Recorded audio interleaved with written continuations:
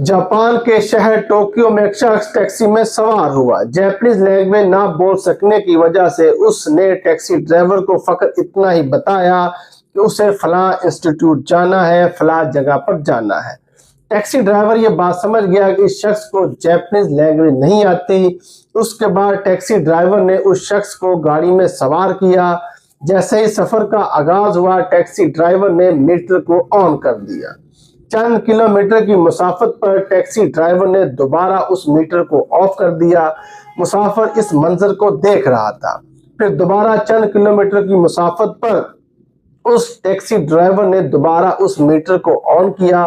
ये तमाम मंजर मुसाफिर देख रहा था। चूंकि उसे जैपनीज लैंग्वेज नहीं आती थी, वो खामोश रहा। जैसे ही वो उस इंस्टीट्यूट में पहुंचा जहां उसे जाना था, वहां पर लोग उसका इस्तकबाल करने के लिए खड़े थे।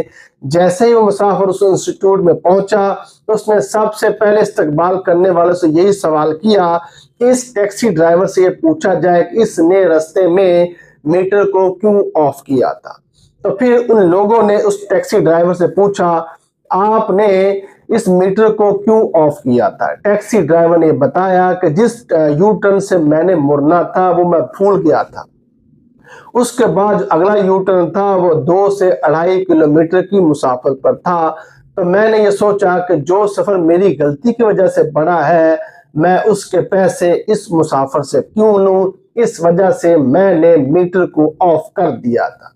वो शख्स ना तो मुसलमान था, उस शख्स ने ना तो दाढ़ी रखी हुई थी, वो शख्स ना तो चिल्ला लगाता था, वो शख्स ना तो रोजे रखता था, वो शख्स ना तो नमाज पढ़ता था, लेकिन उस शख्स में ईमानदारी थी।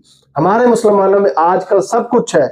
हमारे मुसलमान नमाज भी पढ़ते हैं, हमारे मुसलमान रोजे भी रखते हैं, हमारे मुसलमान ज़कात भी देते हैं, हज भी करते हैं, नमाजें भी पढ़ते हैं, लेकिन आजकल के मुसलमानों में चंद को छोड़कर ईमानदारी बिल्कुल भी नहीं है।